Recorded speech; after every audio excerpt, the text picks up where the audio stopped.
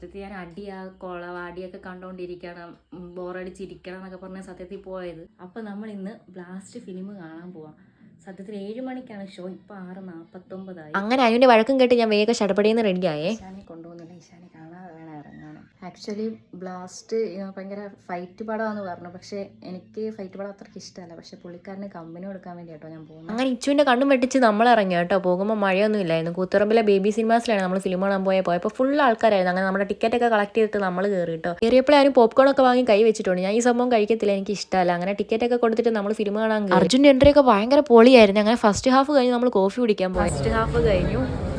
പൊളിന്ന് വെച്ചാൽ അമ്മാതിരി പൊളി. ആക്ച്വലി ഞാൻ പോയപ്പോൾ എനിക്ക് ഇടിപ്പടം കാണാൻ ഇഷ്ടമല്ല എന്നൊക്കെ പറഞ്ഞിട്ടാണ് പോയത്. സംഭവം പൊളിന്ന് വെച്ചാൽ അമ്മാതിരി പൊളിപ്പടം കേട്ടോ. അങ്ങനെ നമ്മൾ ഫിലിമെല്ലാം കണ്ടു കഴിഞ്ഞ് വീട്ടിലെത്തിയപ്പോൾ ഇച്ചാനി ഓടി വന്നു കേട്ടോ. ഇച്ചാനിക്ക് നമ്മളെ കണ്ടപ്പോഴേ സന്തോഷമായി. അപ്പോൾ ഞാൻ ആക്ച്വലി ബ്ലാസ്റ്റ് കണ്ടിട്ട് വന്നതാണ്. സംഭവം ഞാനിത് എന്താ പറയുന്നത് വെച്ചാൽ, ആക്ച്വലി ഈ ഫിലിമിനെ പറ്റി എനിക്ക് യാതൊരു ഐഡിയ ഇല്ല. അർജുൻ്റെ ആണെന്നൊക്കെ അറിയായിരുന്നു. എനിക്ക് ഈ അടിപ്പടത്തിനോടൊന്നും താല്പര്യമില്ല.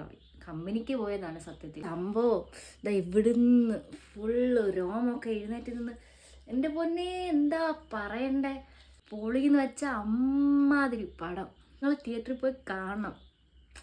ഇത് ആക്ച്വലി ഇറങ്ങിയിട്ട് എത്ര മെയ് 28 ഇറങ്ങിയതാണ്. പക്ഷെ ഞാൻ കാണുന്നത് ഇന്നാണ്. ഒന്നും പറയാനില്ല, ഫിലിമിനെ പറ്റി ഒന്നും പറയാനില്ല.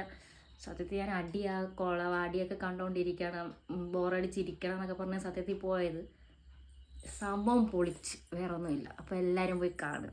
ടാറ്റാ.